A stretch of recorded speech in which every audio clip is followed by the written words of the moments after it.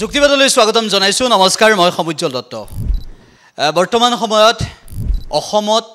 এনেকুৱা এটা পৰিৱেশৰ সৃষ্টি হৈছে জুবিন গাৰ্গৰ মৃত্যুৰ পৰৱৰ্তী সময়ত জুবিন গাৰ্গৰ ন্যায়ৰ বাবে প্ৰতিগৰাকী ব্যক্তি মাত মাতিছে আৰু সেই একেটা সময়তে জুবিন গাৰ্গৰ মৃত্যুৰ পিছত প্ৰতিগৰাকী অসমীয়াই এটোৱে দাবী উত্থাপন কৰিছে যে জুবিন গাৰ্গৰ ন্যায় লাগে আৰু তেনেকুৱা এটা প্ৰেক্ষাপটত 2025 বৰ্ষ শেষ হওঁ 2026 সন্মুখত 2026ত অসম বিধানসভাৰ নিৰ্বাচনো এই কথাখিনিও চৰ্চিত হৈ আছে এতিয়া বিষয়টো হৈছে জুবিন গাৰ্গৰ মৃত্যুৰ পিছত জুবিন গাৰ্গৰ মৃত্যুৰ বিষয়টোক লৈ ৰাজনীতি কৰিছে নেকি কোনোবাই এনে ধৰণৰ প্ৰশ্নও বহুখিনি আহি পৰিছে অসমৰ ৰাজনৈতিক ক্ষেত্ৰখনক বাদ দি আমি সামাজিক ক্ষেত্ৰখনলৈ যদি আহোঁ তেনেহলে আমি 2019-20 চনৰ যদি আমি সেই কোভিডৰ কৰাল গ্ৰাহৰ সময়ৰ কথা আমি উল্লেখ কৰোঁ তেনেহলে অসমৰ সামাজিক ক্ষেত্ৰখনৰ বাবে যিসকল ব্যক্তিয়ে যিসমূহ অনুষ্ঠানে সেই কোভিডৰ সময়ছোৱাত প্ৰতিগৰাকী লোকৰ বাবে সাহায্য প্ৰতিগৰাকী লোকৰ বাবে সহায় আগবঢ়াইছিল সেই সকল ব্যক্তিও আমাৰ বাবে চিৰনমস্য সেই সকল ব্যক্তিও আমাৰ বাবে এক আদৰ্শ আৰু সেই ব্যক্তিসকলৰ এগৰাকী অন্যতম যিগৰাকী ব্যক্তিয়ে সুদীৰ্ঘ দিন ধৰি স্বেচ্ছাসেৱী অনুষ্ঠানৰ জৰিয়তে ৰাইজৰ বাবে সেৱা আগবঢ়াই আহিছে সমাজৰ বাবে সেৱা আগবঢ়াই আহিছে তেনে এগৰাকী ব্যক্তি হৈছে বিবেক বৰা ডাঙৰীয়া আৰু বিবেক বৰা ডাঙৰীয়াক আজি আমি অনুষ্ঠানলৈ আমন্ত্ৰণ জনাই আনিছোঁ আপোনাক আদৰণি জনাইছোঁ অশেষ ধন্যবাদ জনাইছোঁ মই মোৰ ফালৰ পৰা ডিএ নিউজ প্লাছৰ পৰা আৰম্ভ কৰি সমূহ কাৰ্যকৰ্তা আৰু সকলোকে ধন্যবাদ জ্ঞাপন কৰিছোঁ বিশেষভাৱে এনেকুৱা এটা অনুষ্ঠানত নিমন্ত্ৰণ জনোৱাৰ বাবে আৰু আপোনালোকৰ লগত এই বিশেষ সময়টো অতিবাহিত কৰিব দিয়াৰ কাৰণে বিবেক বৰা ডাঙৰীয়া হৈছে যে এটা স্বেচ্ছাসেৱী অনুষ্ঠানৰ জৰিয়তে সামাজিক ক্ষেত্ৰখনৰ বাবে বহুখিনি তেখেতে কৰিছে কি নাই কৰা সেয়াও তেখেতে আজি উল্লেখ কৰিব একেটা সময়তে যিসকলে বিবেক বৰাক চিনি পায় সেইসকলে বিবেক বৰা সন্দৰ্ভত বিবেক বৰা কোন বিবেক বৰাৰ সামাজিক স্থিতি কেনেকুৱা সেয়াও ভালদৰে জানে আৰু কমেণ্টৰ জৰিয়তে আপোনালোকে সেইখিনি লিখিব পাৰিব যে আপোনাৰ দৃষ্টিত বিবেক বৰা এগৰাকী কেনেকুৱা ব্যক্তি যিসকলে এই মুহূৰ্তত এই অনুষ্ঠান চাই আছে সেইসকলে কমেণ্টৰ জৰিয়তে লিখিব পাৰিব আপোনাৰ দৃষ্টিত বিবেক বৰা এগৰাকী কেনেকুৱা ব্যক্তি সামাজিকভাৱে বিবেক বৰাৰ স্থিতিক লৈ আপুনি কি ক'ব বিচাৰে সেই সন্দৰ্ভত আপুনি আপোনাৰ মতামত জনাব পাৰিব মই আপোনাক এই প্ৰশ্নটোৰ পৰা আৰম্ভ কৰিব বিচাৰিছোঁ যে অসম এনেকুৱা কিছুমান সমস্যাৰে ভাৰাক্ৰান্ত যে বানপানী হ'লে আমি বহু অঞ্চলত খাবলৈ শুবলৈ নোহোৱা এটা অৱস্থাৰ সৃষ্টি হয় অসমত এনেকুৱা ধৰণৰ কিছুমান পৰিস্থিতিৰ সৃষ্টি হয় দুবেলা দুমুঠি খাই থাকিবলৈও বহু লোকৰ কেতিয়াবা অসুবিধা হয় শৰীৰত যদি এটা মহামাৰীয়ে দেখা দিয়ে এটা যদি ডাঙৰ ৰোগ হয় তেতিয়াও চিকিৎসাৰ বাবে ব্যয় কৰিবলৈ অসমৰ বহু লোকৰ অভাৱ কেনেকুৱা আমি সেয়া দেখিছোঁ এই সামাজিক ক্ষেত্ৰখনৰ সৈতে আপুনি দীৰ্ঘদিনৰ পৰা জড়িত হৈ আছে বহু লোকক সহায়ো কৰিছে এগৰাকী স্বেচ্ছাসেৱী সংগঠনৰ ব্যক্তি হিচাপে আৰু এগৰাকী মানৱদৰদী ব্যক্তি হিচাপে বৰ্তমান সময়ত আপুনি যিখন ছবি দেখিছে সেই ছবিখনক লৈ কি ক'ব চাওক মানে অসমৰ প্ৰেক্ষাপটত বিহেতু অসমৰ বাহিৰতো মই কাম কৰিছোঁ আৰু অসমৰ প্ৰেক্ষাপটত অসমৰ জন্মলগ্নৰ পৰা অসমত আছোঁ যেতিয়া অসমৰ প্ৰেক্ষাপটটো মোৰ কাৰণে নতুন নহয় গতিকে মই যিমানখিনি অসমৰ প্ৰেক্ষাপট দেখিছোঁ বা বিভিন্ন সামগ্ৰিক যি পৰিৱেশ আমাৰ পৰিস্থিতি চলি আছে মই ভাবোঁ যে আজিৰ সময়ত সামগ্ৰিক পৰিৱেশত আমি অসমখনক বিশেষভাৱে যদি আমি আগবঢ়াই লৈ যাব লাগে আৰু ভৱিষ্যতৰ প্ৰজন্মৰ হাতত অসম যিখন আমি অসম দিবলৈ যাম এই অসমখনৰ প্ৰথম কথাটো হ'ল যে আমাৰ আৰ্থসামাজিক যিখিনি দিশ বা ছ'চিঅ' ইকনমিক যিখিনি দিশ তাৰ উপৰিও আমাৰ বিভিন্ন ধৰণৰ আমাৰ কলা সংস্কৃতিৰ পৰা আৰম্ভ কৰি যিখিনি আমাৰ মানে আগবঢ়াই লৈ যাবলগীয়া কথা আছে এই সম্পূৰ্ণ দিশবোৰ কিন্তু ভালকৈ নিৰীক্ষণ কৰিব লাগিব আজি আমি বিভিন্ন সময়ৰ পৰা বিভিন্ন ধৰণৰ গোষ্ঠীগত সংঘৰ্ষই হওক বিভিন্ন ধৰণৰ সমস্যা আমি দেখি আহিছোঁ এতিয়া আমি যদি এতিয়া প্ৰেক্ষাপটত যদি চাওঁ এতিয়া আমি জনজাতিকৰণৰ নামত বিভিন্ন ধৰণৰ যিবোৰ মানে যিখিনি সংগঠনে তেখেতলোকৰ জনজাতিকৰণৰ নিজৰ প্ৰাপ্য দাবীৰ কাৰণে তেখেতলোকে কথা পাতি আছে আৰু বিভিন্ন সময়ত বিভিন্ন ধৰণৰ এতিয়া জুবিন গাৰ্গ ডাঙৰীয়াৰ যিটো আমি ন্যায় ব্যৱস্থাৰ কথা কওঁ তেখেত আমাৰ কাৰণে সকলোৰ কাৰণে চিৰনমস্য ব্যক্তি তেখেতৰ যিখিনি আমি মানে ন্যায়ৰ কাৰণে আমি যুঁজি আছোঁ তাৰ উপৰিও আমি দেখিম যে আমাৰ গাঁৱত থকা দুখীয়া মানুহ এগৰাকী বা গাঁৱত থকা এটা ডেকা ল'ৰা এগৰাকী ছোৱালী এগৰাকী মহিলা কেনেকৈ আমি তাহাঁতক স্বনিৰ্ভৰশীলতাৰে আমি আগবঢ়াই লৈ যাব পাৰোঁ সেইটো কিন্তু সমানে দৃষ্টি নিক্ষেপ কৰিব লাগিব আৰু আমি সচৰাচৰ আৰু এটা বস্তু আমি দেখিছোঁ বিশেষতঃ আমি যদি গোলাঘাটৰ পৰা আমি তিনিচুকীয়ালৈকে বা সেই সময় যদি চাওঁ তাত আমি দেখোঁ যে বহুত সময় আমি এগ্ৰিকালচাৰ বা যিটো আমাৰ খেতিৰ লগত জড়িত যিখিনি মানুহ বহুত সময় দেখোঁ আমি খেতি পথাৰতো মানে খেতিয়কৰ সংখ্যা কমি অহা নিচিনা উপলব্ধি হৈছে য'ত আমাৰ কাৰণে এটা ডাঙৰ এটা সমস্যা সেইটো এটা সমস্যা আছে আৰু আমাৰ চবতকৈ আমাৰ যিটো আমি চাওঁ যে যিটো আমাৰ নৰ্থ ইষ্টৰ যিটো পাৰ্ট বা অসমৰ বিশেষতঃ আমি দেখোঁ যে হাবি জংঘলেৰে আমি এটা সময় আবৃত্ত আমাৰ এটা অঞ্চল কিন্তু এতিয়া পৰিপ্ৰেক্ষিতত আমাৰ এতিয়া ক্লাইমেট চেঞ্জো আমাৰ এটা ডাঙৰ কাৰণে আমাৰ এটা সমস্যা সৃষ্টি হৈছে য'ত আমি দেখোঁ যে ক্লাইমেট চেঞ্জৰ আমি আপোনালোকে সচৰাচৰ নিউজ বা বিভিন্ন ধৰণৰ নিউজ চেনেলে নিউজ কৰিছে যে আমাৰ যিটো আমি গুৱাহাটীৰ পৰা আজি আমি কি বুলি কয় যিটো শ্বিলঙলৈ যোৱা অৱস্থাত যিটো আমাৰ ডাঙৰ যিটো এতিয়া ক্লাইমেট চেঞ্জৰ ডাঙৰ ধৰণৰ ইছ্যু হিচাপে সেই ঠাইডোখৰ চিহ্নিত হৈছে তাৰ কাৰণে এটা ডাঙৰ আৰু ইণ্ডেক্সতো তেখেতে হাইষ্ট লেভেলত সেই জেগাটো আহিছে গতিকে বিভিন্ন ধৰণৰ সমস্যা অকল আমি এটা সমস্যাৰ লগত অসম যুঁজি থকা নাই বিভিন্ন ধৰণৰ সমস্যাৰ লগত যুঁজি আছে কাৰণ আমি এতিয়া মানুহখিনিক অকল আমি কৰ্মমুখী যদি কৰিব লাগিব তাৰ লগতে আমি বাকী সকলো দিশখিনিও আমি চাব লাগিব বাকী সকলো দিশ চাই যদি আমি আগনাবাঢ়ো এটা দিশ চাই পেলাই আগবাঢ়িলে অসম কেতিয়াও আগবাঢ়ি যাব নোৱাৰে সচেতন ব্যক্তি হিচাপে বৰ্তমান চৰকাৰখনৰ স্থিতি আৰু বৰ্তমান চৰকাৰখনৰ কাম কাজৰ ওপৰতো আপুনি চকু ৰাখিছে মুখ্যমন্ত্ৰী ডক্টৰ হিমন্ত বিশ্ব শৰ্মা কিমান সফল আৰু একেটা সময়তে মুখ্যমন্ত্ৰী ডক্টৰ হিমন্ত বিশ্ব শৰ্মা নেতৃত্বাধীন বিজেপি চৰকাৰখনে অসমক সামগ্ৰিক বিকাশৰ দিশত আগুৱাই নিয়াৰ ক্ষেত্ৰত কিমান সফল চাওক কথাটো এনেকুৱা যে সামগ্ৰিক ক্ষেত্ৰখনত কথা চাব গ'লে আমি এটা বস্তু চাব লাগিব যে আমি বিশ্বাস কৰোঁ আমি ছ'চিয়েল ইঞ্জিনিয়াৰিঙত কাম বা ছ'চিয়েল ছেক্টৰত কাম কৰা মানুহ হিচাপে বিশ্বাস কৰোঁ যে মানুহক সদায় মানে মাছ ধৰিবলৈ শিকাব লাগে মাছ খাবলৈ দিব নালাগে তো সেইটো মই বিলিভ কৰোঁ আৰু সেইটো মই ভাবোঁ কাৰণ আমি কৰ্মমুখী ভাৱেৰে আগবাঢ়িব লাগে চৰকাৰখনৰ মই এটা বস্তু সকলো দিশৰ পৰা চাব গ'লে মই এটা বস্তু চাওঁ যে মানুহক এই যি বস্তুটোক আমি এতিয়া যদি আমি তাহাঁতক বিভিন্ন ধৰণৰ কৰ্মশৈলীৰে আগবাঢ়িবৰ কাৰণে যিখিনি ব্যৱস্থা চৰকাৰে গ্ৰহণ কৰি নীতি নিৰ্ধাৰণ কৰিব লাগে কাৰণ এখন চৰকাৰে যিটো নীতি আৰু নিৰ্ধাৰণ কৰিব সেই নীতিক লৈয়ে ভৱিষ্যতে অসমখন আগবাঢ়িব গতিকে নীতি নিৰ্ধাৰণৰ ক্ষেত্ৰত এনেকুৱা ধৰণৰ কথা বতৰাবোৰ চাব লাগে যাতে মাছ ধৰিবলৈ শিকোৱা যায় মাছ কিন্তু দিয়া নাযায় দিব নালাগে মানে মই সেইটো দেৰগাঁও বিধানসভা সমষ্টি গোলাঘাট বিধানসভা সমষ্টি খুমটাই বিধানসভা সমষ্টি বা আমি সেই সমষ্টিকেইটাৰ যদি জনগাঁথনি লক্ষ্য কৰোঁ সেই সমষ্টিকেইটাৰ সমস্যাবোৰ আমি চাওঁ তেনেহ'লে এটা কথা আমি দেখিবলৈ পাওঁ যে দেৰগাঁও বিধানসভা সমষ্টিৰ সেই বা খুমটাই বিধানসভা সমষ্টিৰ সেই গৰাখহনীয়াৰ বিষয়টো বা বানপানীৰ কিছু প্ৰসংগও আহি পৰে একেটা সময়তে আৰু কৃষকৰ যিটো প্ৰসংগ আপুনি উত্থাপন কৰিলে যে কৃষকৰ সেই উৎপাদিত ফচলখিনি উপযুক্ত মূল্য পায়নে নাপায় সেইবোৰ বিষয়েও নিশ্চিতভাৱে অৰ্থনীতিৰ দিশটো আগুৱাই নিয়াৰ ক্ষেত্ৰত অসম কৃষিভিত্তিক ৰাজ্য হিচাপে যিহেতু অসম এখন কৃষিভিত্তিক ৰাজ্য আৰু সেই অৰ্থনীতিৰ দিশটো আগুৱাই নিয়াৰ ক্ষেত্ৰতো সেই কথাবিলাকে প্ৰভাৱ পেলায় আপোনাৰ দৃষ্টিত সেইবোৰ কেনেদৰে আপুনি মানে সমাধান পথলৈ অহাৰ বা এটা উপযুক্ত দিশলৈ অহাৰটো বিচাৰে চাওক অসমৰ মানে বিশেষকৈ দেৰগাঁও খুমটাই বা আমাৰ বৃহত্তৰ এই যিবোৰ অঞ্চল আছে এই অঞ্চলবোৰৰ যদি আমি চাওঁ এগ্ৰিকালচাৰ যিটো আমি আগবাঢ়িব লাগে তাৰ কাৰণে আমি ভাবোঁ প্ৰযুক্তিগত যিখিনি ব্যৱস্থা তাৰ জৰিয়তে আমি কৃষি ক্ষেত্ৰখনক আমি আগবঢ়াই লৈ যাব লাগে আমাৰ এতিয়া আমি যদি চাওঁ গোটেই বস্তুটো এনেকুৱা হয় যে বানপানীৰ সময়ত বহুত সংখ্যক প্ৰায় সংখ্যক আমি দেৰগাঁও যিটো আমাৰ অঞ্চল আছে ব্ৰহ্মপুত্ৰ দাঁতিকাষৰীয়া অঞ্চল আছে খুমটাইও বা বোকাখাটৰ এইবোৰ অঞ্চল যিবোৰ বিশেষ পৰে তো কথাবোৰ এনেকুৱা যে বানপানী অধ্যুষিত অঞ্চলবোৰত কৃষকসকল যথেষ্ট হাহাকাৰ সন্মুখীন হয় আৰু বিভিন্ন সময়ত বানপানীয়ে তেখেতলোকৰ খেতিপথাৰ নষ্ট কৰে আৰু তাৰ পাছত তেখেতলোকে ছেকেণ্ড বাৰৰ কাৰণে খেতি আৰু মানে যিখিনি কঠীয়া লাগে কঠীয়াও নাপায় আৰু বাকী সেইসকলৰ কাৰণে কেতিয়াবা গোটেই বছৰটো খেতি পেলাই থ'ব লগা হয় কিন্তু এই ক্ষেত্ৰত আমি এইটো বস্তু কৰিব লাগিব যে আমি বিভিন্ন ধৰণৰ পলিচিৰ জৰিয়তে সেই কৃষকসকলক কেনেকৈ আমি আগবঢ়াই লৈ যাওঁ সেইটো কিন্তু আমি চিন্তা চৰ্চা কৰিব লাগিব আৰু আমি সকলোৱে ভাবোঁ যে অসমৰ চবতকৈ যদি ডাঙৰ এটা ভয়াৱহ সমস্যাটো বানপানী সমস্যা অসমৰ বিভিন্ন সময়ত বানপানী সমস্যাই অসমখনক জুৰুলা কৰি আহিছে আৰু মই ভাবোঁ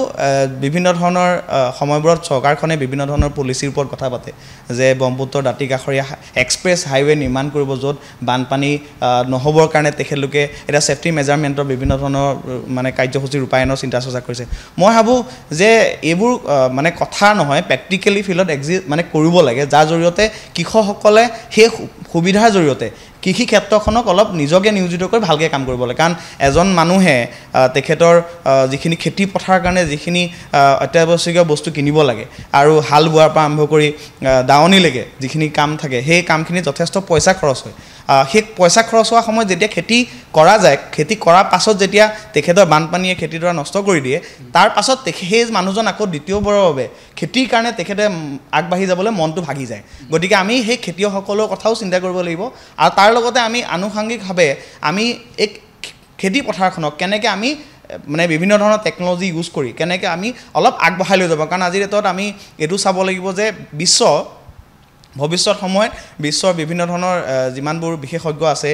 বিশেষকৈ এই মানে সামাজিক ক্ষেত্ৰখনৰ লগত জড়িত ব্যক্তি তেখেতলোকে ভাবে যে খাদ্য সংকট ভৱিষ্যতৰ এটা ডাঙৰ সমস্যা তো খাদ্য সমস্যাটোৰ কাৰণে আমি এতিয়া যে হাংগাৰ ইণ্ডেক্সৰ কথা পাতোঁ গতিকে হাংগাৰ ইণ্ডেক্সৰ আমি ইণ্ডিয়াৰ মানে স্থিতি আৰু ভাৰতবৰ্ষৰ স্থিতি আৰু আমি বিশ্বৰ স্থিতিৰ কথা বিভিন্ন সময়ত আমি আলোচনা কৰোঁ কিন্তু আমি এইটো চাব লাগিব যে আমাৰ যিখিনি পথাৰ আৰু আমাৰ যি বজাৰ সেই পথাৰৰ বজাৰটোৰ কাৰণে আমি সযতনে জোৰ কৰাৰ চেষ্টা কৰিব লাগিব আৰু টেকন'লজিকেলি আমি কেনেকৈ খেতিক আমি আৰু অলপ ভালকৈ কৰিব পৰা যায় য'ত আমি কৃষকসকলৰ নষ্ট নোহোৱাকৈ খেতি পথাৰৰ জৰিয়তে আগবঢ়াই মই যদি আৰু এটা আপোনালোকক এই মাধ্যমৰ জৰিয়তে জনাওঁ যে আমি কোল্ড ষ্ট'ৰেজৰ কথা কওঁ আমি যদি কথা পাওঁ আমি যিখিনি খাদ্য আমি উৎপাদন কৰোঁ তাক আমি সঠিকভাৱে যদি আমি এটা প্ৰপাৰ কোল্ড ষ্ট'ৰেজৰ মাধ্যমেৰে আমি যদি কৃষকসকলক ব্যৱস্থা কৰি দিব নোৱাৰোঁ সেই ক্ষেত্ৰত কিন্তু বিশেষভাৱে মই ভাবোঁ যে আমি যিটো ব্যৱস্থাৰে অসম আগবাঢ়িছে তাত বিমুখ হ'ব যেনেকৈ মই দেখিছোঁ আমাৰ যিটো আমাৰ অসমৰ যিহেতু নগাঁৱৰ পৰা আৰম্ভ কৰি আপটো আপুনি তিনিচুকীয়ালৈকে যদি চায় তাত যথেষ্ট সংখ্যক কোল্ড ষ্ট'ৰেজৰ কমি আছে যে কোল্ড ষ্ট'ৰেজ য'ত নাথাকিব ত'ত কি হ'ব খেতিয়কসকলে যিটো উৎপাদিত বস্তু সময়ত বিক্ৰী যদি নকৰে তেতিয়াহ'লে সময়ত আৰু উচিত মূল্য নাপায় কাৰণ আপুনি আজি খেতি কৰিলে আজিয়ে যদি ধান বিকে বা যিটো উৎপাদন হোৱা ধান বিকে তাৰ উচিত মূল্যটো আপুনি নাপাব কাৰণ বজাৰত যেতিয়া ভাল দাম পাব খেতিয়কসকলে সময়ত বিকিব পাৰিলেহে তাৰ উচিত মূল্যটো পাব গতিকে সেইকাৰণে সেই সময়ৰ কাৰণে সেই কোল্ড ষ্ট'ৰেজৰ আমাৰ প্ৰয়োজন হৈ যায় গতিকে বিভিন্ন ধৰণৰ শাক পাচলি হওক আলু হওক বিভিন্ন ধৰণৰ যিখিনি বস্তু আছে এই কোল্ড ষ্ট'ৰেজৰ আমি আন্তঃগাঁথনি উন্নয়ন কৰিব লাগিব কাৰণ আমি এগ্ৰিকালচাৰ অকল খেতিয়ককেইজনক দুখ দি থাকিলে নহ'ব বাকী আন্তঃগাঁথনিৰ কথা আছে আৰু বহুত অঞ্চল আছে যেতিয়া আমাৰ দেৰগাঁৱত এতিয়া বা আমাৰ যদি আমি বৃহত্তৰ গোলাঘাটৰ কথা পাতোঁ বা ওচৰ চুবুৰীয়া অঞ্চলৰ কথা পাতোঁ এটা বান্দৰৰ ডাঙৰ এটা সমস্যা যিটো বান্দৰৰ সমস্যাৰ কাৰণে বিভিন্ন সময়ত আমাৰ খেতিয়কসকল বিমুখ হয় এই বান্দৰৰ সমস্যাটোৰ কাৰণে গতিকে আমি এইটো চিন্তা কৰিব লাগিব যে বান্দৰৰ যিটো সমস্যা সেইটোৰ কাৰণে বৈজ্ঞানিক ভিত্তিত আমি কেনেকৈ সেই বস্তুটো এটা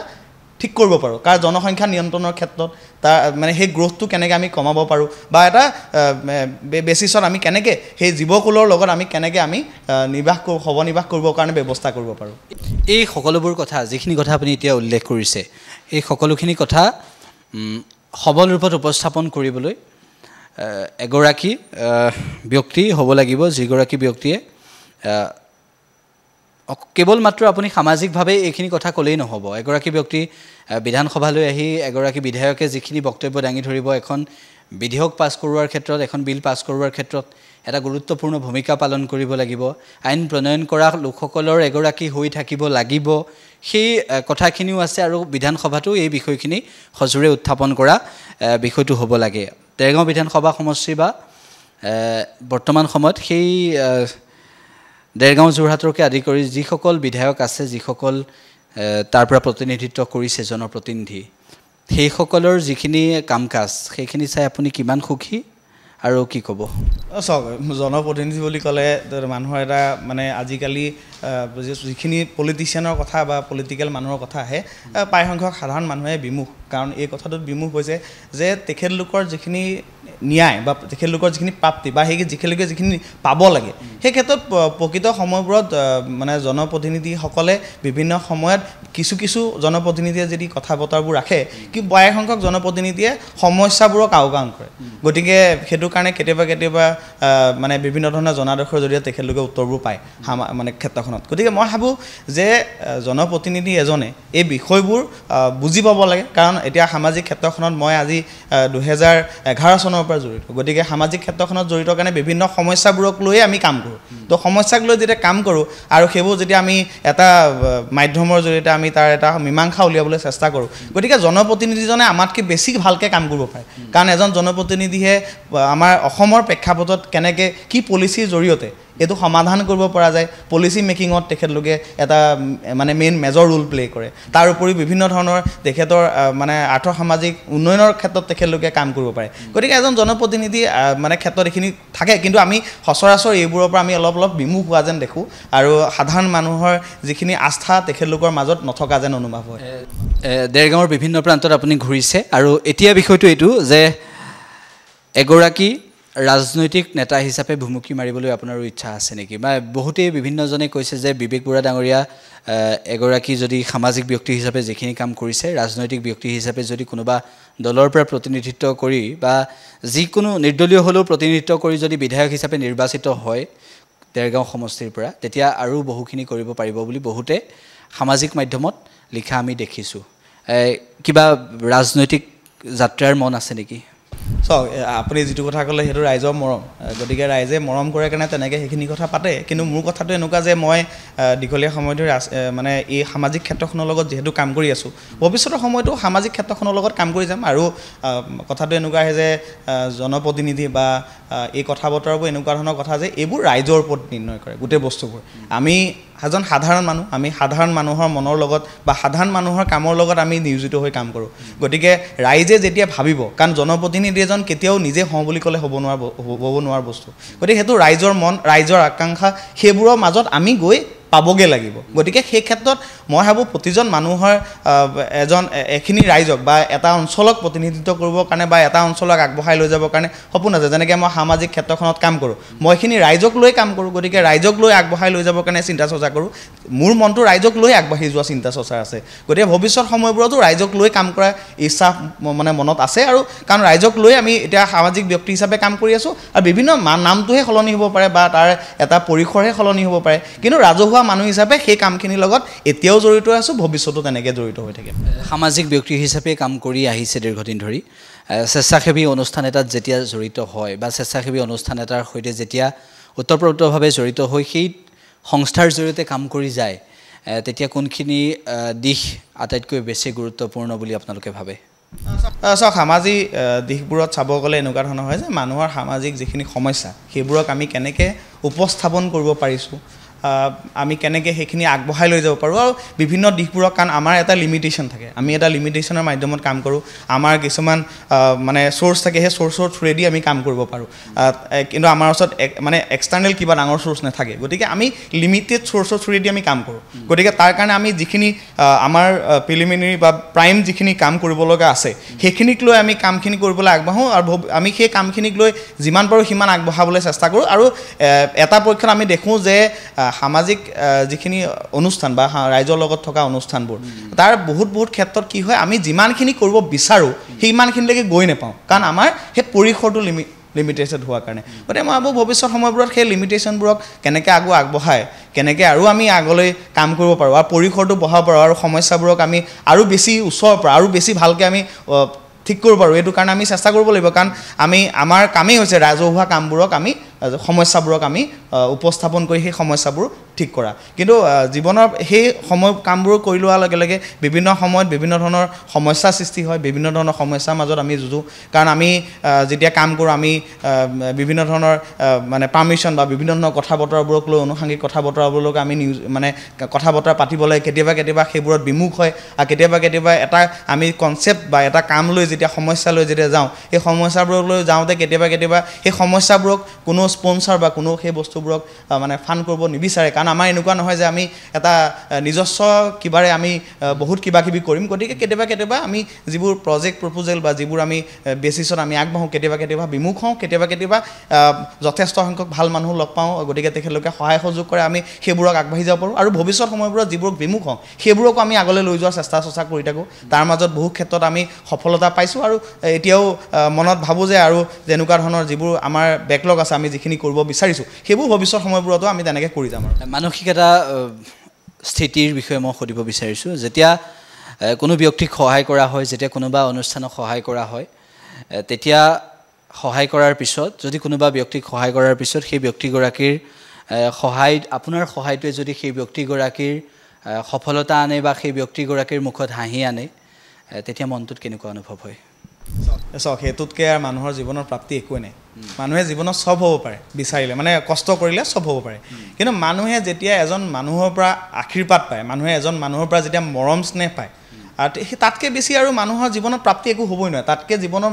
প্ৰাপ্তি একোৱেই নাই বুলি মই ভাবোঁ গতিকে জীৱনৰ যদি সেই প্ৰাপ্তি আছে ভাল প্ৰাপ্তি সেইখিনিয়ে তেনেকুৱা অনুভৱ আপোনাৰ বহু আছে মই নাম ক'ব নালাগে কিন্তু কাহিনীও বিস্তৃতভাৱে ক'ব নালাগে কিন্তু এনেকুৱা কিছুমান পৰিঘটনা আছেনে যে আপুনি সহায় কৰাৰ পিছত সেই ব্যক্তিগৰাকীৰ হাঁহি বিৰিঙি উঠিল আৰু তেনেকুৱা সেই অঞ্চলবোৰৰ কাহিনী হয়তো আছে নিশ্চয় ডেফিনেটলি মানে মই যিখিনি জেগাবোৰত কাম কৰোঁ সেই বিভিন্ন অঞ্চলবোৰত কাম কৰোঁ কাম কৰাৰ পাছত উদাহৰণ বুলি ক'বলৈ গ'লে এতিয়া নাম ল'লে বেয়া হ'ব কাৰণ মই বিলিভ কৰোঁ মই ভাবোঁ যে যিখন মানুহক সহায় কৰোঁ সেই মানুহবোৰক নাম ল'ব নালাগে কাৰণ কেলৈ এনেকুৱা হয় কাৰণ সেইটো ক্ৰেডিট ল'বলৈ যোৱাটো ভুল কাৰণ মই বিশ্বাস কৰোঁ যে মোক ভগৱানে সৃষ্টি কৰিছে মোক হৈছে ভগৱানে মোক কৈছে যে তুমি ভাল কাম কৰা ভাল দিশে আগবঢ়া আৰু পাৰিলে দুজন মানুহক সহায় কৰা সেই নীতিৰে তুমি আগবঢ়া গতিকে সেই নীতিৰে যেতিয়া মই আগবাঢ়িবলৈ যাম সেই নীতিৰে যেতিয়া মই আগবাঢ়িম মই দেখিম যে মোক কোনোবাই সহায় বিচাৰিছে মই সেই মানুহজনক সহায় কৰিব পৰা সমৰ্থ মোৰ আছে মই সেই মানুহজনক সহায় কৰিব লাগে তেনেকৈ উদাহৰণ বুলি ক'লে মানে বহুতেই আছে কিন্তু তাৰ মাজত ধৰক এনেকুৱা হয় ছাডেনলি এটা ফোন আহে ৰাতি 4টা বজাত ৰাতি 3টা বজাত ছাডেনলি ফোনটোত ধৰক আপোনাক এটা সহায় বিচাৰে সেই সময়ত এনেকুৱা হয় যে মই কেতিয়াবা হয়তো ৰাতি কিবা কামত অফিচৰ কামতে হওক কিবা কামত আহি পেলাই মই শুৱা ধৰক 2টা বাজে 2 ঘণ্টা শুবলৈ পাইছোঁ ফোনটো আহিলে তো ফোনটো মই ৰিচিভ কৰিলোঁ কৰাৰ পাছত মানুহজনে ইফালৰ পৰা এটা সমস্যাৰ কথা ক'লে তেখেতৰ আৰ্জেঞ্চিৰ কথা ক'লে সেই সময়ত যেতিয়া সেই মানুহজনক মই কিবা এটা সহায় কৰিবলৈ পাইছোঁ তাতকৈ জীৱনত আৰু ভাল একো থাকিব নালাগে বুলি মই ভাবোঁ গতিকে তেনেকুৱা বহু অভিজ্ঞতা উদাহৰণ আছে আমি এতিয়া কথা পাতিব লাগিব সেই চৰকাৰৰ কিছুমান আঁচনিৰ কথা আমি উল্লেখ কৰিব লাগিব যিটো সময়ত চৰকাৰী হিতাধিকাৰীৰ জৰিয়তে মানুহক হিতাধিকাৰী আঁচনিৰ প্ৰতি আকৰ্ষিত কৰিছে সেই সময়ত এগৰাকী যুৱ উদ্যোগী হিচাপে এগৰাকী সমাজকৰ্মী হিচাপে এগৰাকী সমাজসেৱী ব্যক্তি হিচাপে সেই হিতাধিকাৰী আঁচনিখনতকৈ স্বাৱলম্বী কৰিবলৈ মানুহক গুৰুত্বপূৰ্ণ এটা ভূমিকা পালন কৰিব লাগিছিল নে হিতাধিকাৰী আঁচনিখনেই আপোনাৰ বাবে বেষ্ট কি ক'ব মই হিতাধিকাৰী আঁচনি এনেকুৱা হয় যে আমি এটা কথা বিলিভ কৰিব লাগিব যে যিজন মানুহ মই বিশ্বাস কৰোঁ যিজন মানুহ পংগু যিজন মানুহৰ তেখেতৰ মানে মানুহজন আমি পূৰ্ণাংগ মানুহ নহয় মানে তেখেতৰ কাৰণে বিভিন্ন ধৰণৰ মানে সমস্যা আছে তেখেতে হয়তো ভালকৈ খোজকাঢ়িব নোৱাৰে এটা বয়স হৈ গ'ল তেনেকুৱা মানুহ এজনক চৰকাৰে এনেকুৱা আঁচনিৰ জৰিয়তে সহায় কৰাটো ভাল কাৰণ সেইটো আমাৰ চৰকাৰখনৰ প্ৰয়োজনীয় আমি সেই মানুহবোৰক সহায় কৰিব লাগে কিন্তু আমি এটা বস্তু চাব লাগে যিজন মানুহ কাম কৰিব পাৰে যিজন মানুহক কাম কৰিব পৰা উদ্যম আছে তেখেতৰ মানে মানসিকতা আছে তেনেকুৱা মানুহক মই ভাবোঁ আঁচনিৰ জৰিয়তে ন তেনেকুৱা মানুহক ভালকৈ কিবা ট্ৰেইনিং বা ভালকৈ তেখেতক সংস্থাপিত কৰিব পৰাকৈ আৰু তেখেতেও যাতে আৰু 10জনক সংস্থাপন দিব পাৰে তেনেকুৱা ধৰণৰ ব্যৱস্থাৰে কিন্তু আগবাঢ়িব লাগে কাৰণ তেতিয়াহে মই ভাবোঁ আমি যিখিনি ধৰক কৰ কাটল দিয়া যিখিনি মানুহ তেখেতলোকৰ পইচাটো সঠিক জেগাত ৰূপায়ণ হ'ব বুলি মই ভাবোঁ কাৰণ আমি যদি এনেকুৱা হয় এজন 23 বছৰীয়া 24 বছৰীয়া 25 বছৰীয়া ডেকা যুৱকক যদি আমি চৰকাৰী স্কিম বা বিভিন্ন ধৰণৰ ব্যৱস্থা আমি দিলোঁ সেই ল'ৰাজনে যদি তেখেতে সেই সময়ত যদি তেখেতে সেইটো ভাল বুলি গ্ৰহণ কৰি ল'লে গ্ৰহণ কৰাৰ পিছত তেখেতৰ কাম কৰিবলৈ যদি ইচ্ছুক নগ'ল তেখেতে কাম কৰা মানসিকতাটো যেতিয়া গ্ৰহণ নহ'লে তেতিয়া কিন্তু ভৱিষ্যতে আমি যিখন অসম মানে যিখন অসমক আমি আগবঢ়াই বা সোণৰ অসমৰ যিটো কথা ভাবোঁ কাৰণ সোণৰ অসম হ'ব কেতিয়া কাৰণ আমি কাম কৰিব লাগিব কষ্ট কৰিব লাগিব আমাৰ সেই কষ্ট কৰা মানসিকতাৰেহে আমি আগবাঢ়িব লাগিব তো সেই মানসিকতা যেতিয়া নাথাকিব ল'ৰাজনৰ বা ছোৱালীগৰাকীৰ তেতিয়া কিন্তু প্ৰব্লেমটো হ'ব কি তেতিয়া সমস্যা হ'ব এনেকুৱা যে আমি সেই সমস্যাৰে আগবাঢ়িব লাগিব তেতিয়া মানুহজন আৰু কাম কৰিবলৈ ইচ্ছা প্ৰকাশ নকৰিব তেতিয়া আমি যিবোৰ পথাৰ এতিয়া আমি অলপ খেতি হৈ আছে সেই খেতি পথাৰবোৰ নাইকিয়া হৈ যাব তেতিয়া খেতি পথাৰত কোনো হাল বাবলৈ নাযাব খেতি কৰিবলৈ নাযাব চবে ভাবিব আমাৰ কাৰণে আহি আছে আমি পাম এই তেনেকুৱা ধৰণৰ ব্যৱস্থাই থাকিব তেতিয়া আমি অসমখন কেতিয়াও আমাৰ যিটো ঘৰুৱা উৎপাদন বুলি কওঁ আমি বিভিন্ন ধৰণৰ ঘৰুৱা যিবোৰ উৎপাদনৰ কথা কওঁ ইণ্ডাষ্ট্ৰীৰ কথা কওঁ বিভিন্ন ধৰণৰ যিবোৰ সমস্যাৰ কথা কওঁ এইবোৰ কেতিয়াও আমি ঠিক কৰিব নোৱাৰিম কৃষিৰ জৰিয়তে এখন সমাজ সলনি কৰিব পাৰি কৃষিৰ জৰিয়তে মানুহক উন্নতিৰ পৰা আৰু আগবাঢ়ি যাবলৈ সুবিধা প্ৰদান কৰিব পাৰি এই কৃষকসকলৰ যি সপোন বাস্তৱ কৰাৰ ক্ষেত্ৰত ভূমিকা বৰ্তমানৰ চৰকাৰখনে ল'ব লাগিছিল বহু ক্ষেত্ৰত লোৱা নাই বুলি এইভাবে কোৱা হৈছে যে আপুনি প্ৰথমতে উল্লেখ কৰিলে যে সেই অঞ্চলসমূহত আপোনালোকৰ সেই অঞ্চলসমূহত বা ময়ো সেই অঞ্চলকে প্ৰতিনিধিত্ব কৰোঁ সেই অঞ্চলসমূহত সেই বান্দৰৰ যিটো সমস্যাৰ কথা আপুনি উল্লেখ কৰিলে সেই ক্ষেত্ৰত যদি গুৰুত্বপূৰ্ণ এটা ভূমিকা পালন কৰিলেহেঁতেন যদি চৰকাৰে এটা দৃষ্টি দিলেহেঁতেন তেতিয়াহ'লে হয়তো সেই যিটো এটা সময় আছিল যিটো সময়ত কুঁহিয়াৰ খেতিৰ জৰিয়তে সমগ্ৰ অসমৰ ওচৰত পৰিচিত সেই দেৰগাঁও বৰুৱা বামন গাঁৱৰ সেই কাহিনীৰ কথা আকৌ এবাৰ সোণালী আখৰেৰে লিখিব পাৰিলেহেঁতেন কিন্তু সেয়া নহ'ল দ্বিতীয় প্ৰেক্ষাপট এনেকুৱা ধৰণৰ পৰিস্থিতি আহি পৰিছে যে সেই বান গৰাখহনীয়া বা বানপানীৰ ভয়াৱহ সমস্যাৰ পিছত সেই ব্ৰহ্মপুত্ৰৰ দাঁতিকাষৰীয়া অঞ্চলৰ লোকসকলে সেই খেতি কৰিলেও খেতি যে আধাতে পানীয়ে মাৰি থৈ গুচি যায় তাৰ পিছত বছৰটোলৈ কৰিব কি বছৰটোৰ বাবে তেওঁলোকে খাব কি আৰু বছৰটোৰ সেই কৃষিৰ উপাৰ্জনৰ জৰিয়তে তেওঁলোকে চলিবলৈ বাটটো নাইকিয়া হৈ যায় কেৱল সীমানতে শেষ হৈ যোৱা নাই পশুধনো বহু হেৰাই যায় সেই বানপানীৰ সময়তে এই ক্ষেত্ৰবোৰত যদি গুৰুত্বপূৰ্ণ এটা ভূমিকা নিশ্চিতভাৱে পালন কৰিব পাৰিলেহেঁতেন মোৰ মতে হয়তো আৰু বহু আগবাঢ়ি যাবলৈ সুবিধা হ'লহেঁতেন আপুনি কি কয় মই ভাবোঁ সেইটো কথা কাৰণ কেলে চাওক বিভিন্ন ধৰণৰ বানপানী অঞ্চলবোৰত আমি সচৰাচৰ কাৰণ মই বিভিন্ন বানপানীৰ সময়ত যেতিয়া আহে তেতিয়া মই বিভিন্ন ধৰণৰ সহায় সহযোগ মানুহখিনিক জনাই থাকোঁ আৰু মই নিজে দেখিছোঁ কাৰণ মই নিজে প্ৰত্যক্ষ কৰিছোঁ মই নিজে সেই জেগাবোৰত ঘূৰিছোঁ এজন মানুহে এটা ঘৰ বনালে ব্ৰহ্মপুত্ৰৰ দাঁতিকাষৰীয়া অঞ্চলত ঘৰটো বনোৱা তেখেতৰ এবছৰ হোৱাই নাই পানী আহিলে ঘৰটো ভাঙি লৈ গুচি গ'ল এতিয়া সেই মানুহজনে আকৌ এটা ঘৰ বনাবৰ কাৰণে যথেষ্ট কষ্ট কৰিব লাগিব কাৰণ এটা মানুহৰ ঘৰ বনাবৰ কাৰণে মানুহে গোটেই জীৱন ছেক্ৰিফাইচ কৰি দিয়ে এটা ঘৰ বনাবৰ কাৰণে তো তেখেতৰ ঘৰটো আকৌ বনাবলগীয়া হ'ব গতিকে সেই মানুহজনে ঘৰেই বনাব নে তেখেতে নিজেই ভালকৈ খোৱা মেলা কৰি আগবাঢ়িব নে তেখেতে খেতি খোলাতে লাগিব নে কৰিব কি কাৰণ আমি যদি দেখোঁ এটা দীঘলীয়া সময় ধৰি বানপানীৰ কাৰণে বিভিন্ন ধৰণৰ গাঁও একেবাৰে গাঁৱেই নিশেষ হৈ গৈছে বানপানীৰ কাৰণে আৰু সবতকৈ ডাঙৰ কথা যে আমি যদি ব্ৰহ্মপুত্ৰীয় দাঁতিকাষৰীয়া অঞ্চলৰ কথা কওঁ যিটো হয়তো বহুত সময়ত এটা অনুষ্ঠানৰ নাম আমি ক'ব লাগিব যে ব্ৰহ্মপুত্ৰৰ সেই দাঁতিকাষৰীয়া সেই অঞ্চলতে এটা সময়ত শংকৰদেৱ আৰু মাধৱদেৱৰ মিলনৰ ভূমি আছিল মণিকাঞ্চন সংযোগ বুলি কৈছিল আৰু লক্ষ্মীনাথ বেজবৰুৱাই উল্লেখ কৰিছিল যে নেঘেৰিটিং শিৱদৌলৰ পৰা এবেলাৰ বাট বুলি গ্ৰন্থত উল্লেখ কৰি গৈছে গতিকে আমি সেই জেগাটো অকল আমি সেই প্ৰেক্ষাপটেৰে চালেই নহ'ব সেই জেগাটোৰ সেই ঠাইখনৰ এই কথাটো চাব লাগিব যে সেই ঠাইখনৰ লগত আমাৰ কি ইতিহাসৰ মানে কি এটা ইতিহাস আছে সেই ইতিহাস আমি কেনেকৈ আগলৈ লৈ যাব লাগিছিল কিন্তু আজি ধৰক বানপানী ব্ৰহ্মপুত্ৰৰ কাৰণে আমাৰ সেই অঞ্চলটোৰ এই অৱস্থা যে এতিয়া তাতে ধৰক মণিকাঞ্চনৰ মানে মণিকূট নিৰ্মাণ হৈছে শেহতীয়াকৈ কিন্তু হ'লেও নিৰ্মাণ হ'লেও কি হয় যে যিখিনি ধৰক আগবাঢ়িব লাগিছিলে এই টুৰিজিম ছেক্টৰটোক লৈ পেলাই বা এগ্ৰিকালচাৰটোক যিটো আপুনি ধৰক পৰিসৰৰ কথা কৈছে এগ্ৰিকালচাৰ বিভিন্ন ধৰণৰ টেকন'লজি ইউজৰ কথা কৈছে এতিয়া মই আপোনাক এটা কথা কওঁ যে উন্নত যিবোৰ জেগা ঠাই আছে আমি এগ্ৰিকালচাৰ যদি যিখিনি আগবাঢ়িছে এতিয়া বানপানী হৈছে বানপানীটো বহুত জেগাত হয় বানপানী হোৱা জেগাবোৰত কি হয় আগতেই মেছেজৰ থ্ৰুতে এগ্ৰিকালচাৰ লগত জড়িত যিখিনি মানুহ তেখেতলোকে গম পায় যে তেখেতলোকৰ এটা ডিজাষ্টাৰ বা এনেকুৱা ধৰণৰ বানপানীৰ সমস্যা তেখেতলোকে দেখা দিব পাৰে বা আমুক সময়ৰ ভিতৰত বানপানী বাঢ়িব এই যে আগতীয়াকৈ ইনফৰ্মেশ্যন দিয়া ৱেডাৰ ইনফৰ্মেশ্যনৰ যিটো ব্যৱস্থা যিটো আমি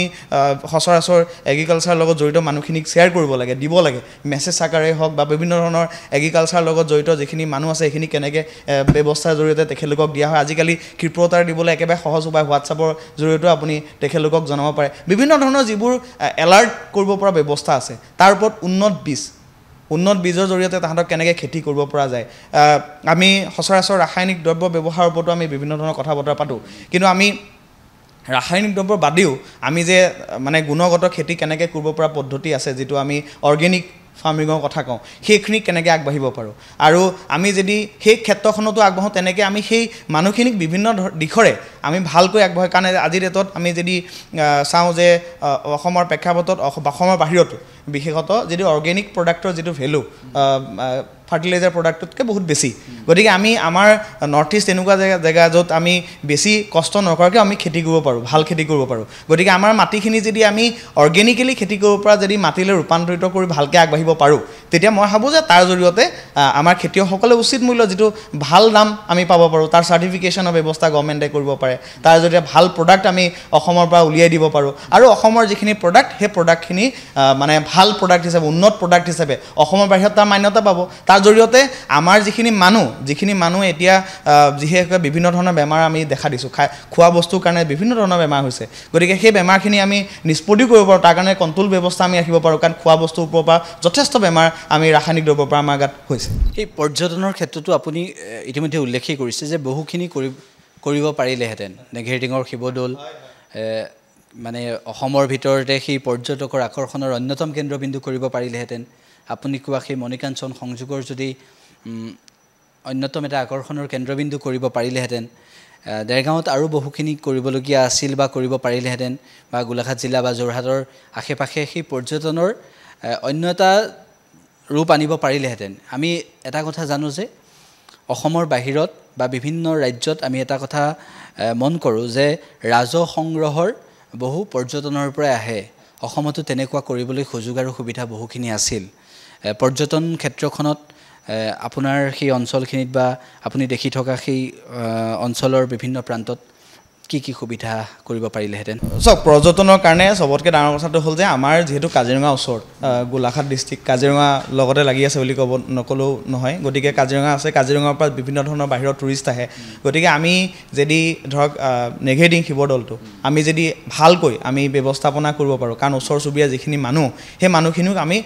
তেখেতক আৰ্থসামাজিক দিশটো উন্নতিকৰণৰ কাৰণে কাম কৰিব পাৰিলোহেঁতেন গতিকে সেইটো ডাঙৰ এটা আমাৰ কাৰণে কাম হ'লহেঁতেন তাৰ উপৰিও যিটো মই মণিকাঞ্চন সংযোগৰ কথা ক'লোঁ মণিকাঞ্চন সংযোগ কৰাৰ কাৰণ আমি শংকৰদেৱ আৰু মাধৱদেৱৰ অসমীয়া জাতিৰ প্ৰাণ গতিকে তেখেতলোকৰ কথা বা তেখেতলোকৰ যিখিনি সেই সময়ৰ মণিকাঞ্চনৰ যি উদ্ধৃতি আমাৰ সেই সময়ত দি গৈছে সেই ঠাইকৰণক যদি আমি অলপ উন্নীতিকৰণ বা তাৰ জৰিয়তে আমি আগবাঢ়িব পাৰিলোঁ হয় তেতিয়া মই ভাবোঁ যে আমি সেই অঞ্চলটোৰ লগতে আমি কাৰণ সেইটো ফ্লাড এফেক্টেড এৰিয়া মানে তাত বানপানী সচৰাচৰ হৈ থাকে গতিকে সেইটো আমি নিমূলৰ কাৰণে সেই ব্যৱস্থাৰ জৰিয়তে আমি কাম কৰিব পাৰিলোহেঁতেন গতিকে নদী বান্ধৰ এটা আমি ধৰণৰ ব্যৱস্থা কৰি পেলাই আমি আগবাঢ়িব পাৰিলোহেঁতেন তেনেকুৱা ধৰণৰ এতিয়া গাঁৱত যিবোৰ ধৰক আমি সৰু আমাৰ আছাম টাইপৰ ঘৰ আছে এতিয়া অসমৰ বাদে আছাম টাইপৰ ঘৰৰ সংখ্যা বাহিৰত দেখা নাপায় গতিকে আমি সেই টুৰিজিমৰ বিশেষত্ব হিচাপে আছাম টাইপৰ ঘৰ বা আমি তাত মিচিং যিখিনি জনগোষ্ঠীয় লোক আছে তেখেতলোকে চাংঘৰত বাস কৰে গতিকে সেইবোৰক আমি পৰ্যটনৰ ক্ষেত্ৰলৈ আমি ৰূপান্তৰিত কৰিব পাৰোঁ তাৰ জৰিয়তে আমাৰ যিখিনি স্থানীয় যুৱক সেই যুৱকসকলে তেখেতলোকে তাত নিয়োজন হ'ব পাৰে কাৰণ আৰু তাতে আমাৰ চিকাৰীঘাট বুলি যিটো আমি ব্ৰহ্মপুত্ৰ কিনাৰ অঞ্চল আছে চিকাৰীঘাট বুলি তাত পিকনিক স্পট আপুনি জানেই যিহেতু তাৰে আপুনি ব্যক্তি গতিকে সেই চিকাৰীঘাটৰ সেই অঞ্চলতে এখন সৰুকৈ মানে ৰিজৰ্ট নিচিনাকৈ তেখেতলোকে কিবা ব্যৱস্থা কৰে কিন্তু বানপানী প্ৰতি বছৰে আহে একো মেজাৰ তেখেতলোকৰ কাৰণে সুবিধা নাথাকে বানপানী প্ৰতি বছৰে আহে আৰু সেইটো ভাঙি লৈ যায় তাৰপিছত তেখেতলোকৰ সদায় সেই তাৰ পাছত ৰিভাইভ কৰিবৰ কাৰণে বহুত কষ্ট কৰিব লগা হয় গতিকে তাৰ পাছত তেখেতলোকে কষ্ট নকৰে কাৰণ কিয় প্ৰতিবাৰে তেখেতলোকৰ পইচা লোকচানত যায় গতিকে সেই তেনেকুৱা ধৰণৰ কিছুমান কথাও আছে গতিকে আমি এইটো চাব লাগিব যোনে এণ্টাৰপ্ৰিনিউৰিয়েল মাইণ্ডছেট লৈ পেলাই সেইখিনি কৰিবলৈ আহিছে তেখেতলোকক আমি কেনেকৈ ছাপোৰ্ট কৰিছোঁ কি পলিচিৰ জৰিয়তে আমি তেখেতলোকক ছাপোৰ্ট কৰিছোঁ যাৰ জৰিয়তে সেই মানুহখিনিও ভৱিষ্যতে যাতে সেই ব্যৱস্থাৰ মাজত জড়িত হৈ পেলাই আৰু অলপ ল'ৰা ছোৱালীক সংস্থাপনৰ ৰাস্তা মুকলি কৰিছে আৰু নতুনকৈ আমি কি ক্ষেত্ৰ মানে আমি মুকলি কৰিছোঁ যাৰ জৰিয়তে আমি নতুন মানুহকো সেই এণ্টাৰপ্ৰিনিউৰিয়েল মাইণ্ডছেটৰ জৰিয়তে আমি কাম কৰিবলৈ উদ্যমেৰে কাম কৰিবলৈ আজিৰ সময়ত আমি প্ৰেক্ষাপটটো চাওঁ যে বিভিন্ন ধৰণৰ কলেজ বা ইউনিভাৰ্চিটি যিখিনি ল'ৰা ছোৱালী আছে বহুত সংখ্যক ল'ৰা ছোৱালী এতিয়া এণ্টাৰপ্ৰিনিউৰিয়েল মাইণ্ডছেটৰ জৰিয়তে নিজৰ সংস্থাপনৰ কথা চিন্তা চৰ্চা কৰে কিন্তু আমি এইটো চিন্তা কৰিব লাগিব যে আমি ক্ষেত্ৰভিত্তিক আমাৰ অঞ্চলভিত্তিক যিবোৰ আমি আছে তাৰ যিখিনি ভাল ল'ৰা ছোৱালী আছে সেই ল'ৰা ছোৱালীবোৰৰ লগত কেনেকৈ আমি ব্যৱসায় কাৰণ আমি অসমত ব্যৱসায় আগবাঢ়িলে আমি কেতিয়াও আগবাঢ়িব নোৱাৰোঁ অসমখন ব্যৱসায়িক ক্ষেত্ৰতো যথেষ্ট আগৰণুৱা হ'ব লাগিব ভাল ব্যৱসায় কৰা মানুহ সৃষ্টি কৰিব লাগিব গতিকে এই ব্যৱসায় কৰা মানুহখিনি সৃষ্টি কৰিবলৈ যাওঁতে আমি সেই ল'ৰাবোৰক বা সেই ল'ৰা ছোৱালীবোৰক এই গুণগত শিক্ষাৰ লগত এই শিক্ষাটোৰ ক্ষেত্ৰৰ লগত এই বস্তুবোৰক কিন্তু লৈ যাব লাগিব যাতে তেখেতলোকে কেনেকৈ আগবাঢ়ে কেনেকৈ আগবাঢ়িবৰ কাৰণে কি ব্যৱস্থা আছে কিন্তু এতিয়া ধৰক যে বিভিন্ন ধৰণৰ পলিচি বনাইছে বিভিন্ন ধৰণৰ পলিচি লৈছে কিন্তু তাত বহুত পলিচিৰ আঁসোৱা আছে যাৰ কাৰণে হয়তো সেই মানুহসকলক বা সেই ল'ৰাসকলক এতিয়া আগবাঢ়িব পৰা নাই আৰু এতিয়া যিবোৰ আমাৰ 2025 চন বা 2024 চনৰ যিবোৰ এতিয়া ৰিপৰ্ট আহিছে তাত বহুত ষ্টাৰ্টআপ অলৰেডি বন্ধ হৈ গৈছে কাৰণ সেই সম্ভাৱনাখিনি বহুত আছে আৰু আটাইতকৈ গুৰুত্বপূৰ্ণ বিষয় আছে যে সৈয়দ আব্দুল মালিকৰ জন্মস্থান আমি নাহৰনীৰ কথা ক'ব পাৰোঁ সম্ভাৱনাৰ পৰিপূৰ্ণ আমি দেৰগাঁৱৰ বা গোলাঘাটৰ সেই অঞ্চলটো এই কাৰণেও বিখ্যাত যে খাচী গছ অসমৰ বিভিন্ন প্ৰান্তত নহয়, যিটো দেৰগাঁও বা গোলাঘাটৰ সেই প্ৰান্তসমূহত সেই খাচী গছৰ জৰিয়তে এটা সম্ভাৱনাৰ দুৱাৰো আছে কৃষি ক্ষেত্ৰখনত। গতিকে সেইখিনিও নিশ্চিতভাৱে কৰাৰ বহুখিনি অৱকাশ আছে আৰু চৰকাৰে যদি উপযুক্তভাৱে কাম কৰিব পাৰে বা আপোনালোকৰ দৰে ব্যক্তিয়ে যদি এই ক্ষেত্ৰত নিশ্চিতভাৱে এটা আগৰণুৱা ভূমিকা পালন কৰে আৰু আগবাঢ়ি যাব। শেষত আকৌ এবাৰ মই আপোনাক এইটোৱেই সুধিব বিচাৰিম, যদি ৰাজনৈতিক ক্ষেত্ৰখনত ৰাইজে আপোনাক বিচাৰে আহিবলৈ নাই? চাওক,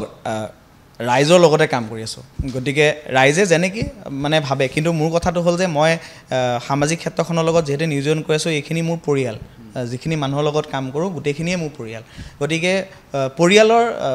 কথা বতৰাতে ভৱিষ্যত দিশ নিৰ্ণয় কৰিব, কাৰণ তেখেতলোকে নিৰ্ণয় কৰিব পাৰিব, কাৰণ মোক দিহা পৰামৰ্শ দিব পাৰিব, কাৰণ মোৰ কাৰণে প্ৰতিজন জ্যেষ্ঠ মানুহে মোৰ কাৰণে তেখেতলোকৰ দিহা পৰামৰ্শ দিয়া ব্যক্তি। কোনোবা দলৰ সৈতে যোগাযোগ হৈছে নেকি এতিয়ালৈকে? নাই, এতিয়ালৈকে তেনেকুৱা ধৰণৰ কোনো কথা বতৰা নাই, কাৰণ মই ভাবোঁ এই সামাজিক ক্ষেত্ৰখনৰ লগতে কাম কৰি থকাটো বিচাৰোঁ, গতিকে এতিয়া এনেকুৱা বিষয়ত কোনো আলোচনা হোৱা নাই। ঠিক আছে, আমি 2026-ৰ আগত আকৌ কথা পাতিম। গতিকে নিশ্চিতভাৱে বিবেক বৰা ডাঙৰীয়াৰ যিখিনি দূৰদৰ্শী চিন্তা, সেই চিন্তাখিনিৰ ফচল অৰ্থনৈতিক তথা অসমৰ কৃষি ব্যৱস্থাটোক লৈকে একেটা সময়তে অসমৰ সমাজ ব্যৱস্থাৰ যি চিন্তন সেয়া তেখেতৰ বক্তব্যত পৰিস্ফুট হৈছে। আমি এইটোৱেই বিচাৰিম যে বিবেক বৰা ডাঙৰীয়াৰ যি সামাজিক যাত্ৰা, সেই যাত্ৰা সফল হওক, তেখেতে বিচৰা ধৰণেই সফল হওক, আমি সেইটোৱেই বিচাৰিম। আপোনাৰ যি সামাজিক যাত্ৰা সেয়া আগবাঢ়ি যাওক। আপোনাক অভিনন্দন জ্ঞাপন কৰিছোঁ ৰাইজৰ ক্ষেত্ৰত, ৰাইজৰ লগত প্ৰতিটো মুহূৰ্তত থকাৰ বাবে। আৰু আজিৰ যুক্তিবাদত তেখেতক আমি আমন্ত্ৰণ জনালোঁ, এইখিনি কথা পাতিলোঁ। পৰৱৰ্তী সময়তো আমি কিছু কথা পাতিবলৈ আমন্ত্ৰণ জনাম। আজিৰ অনুষ্ঠান ইমানতে সামৰিছোঁ। ধন্যবাদ।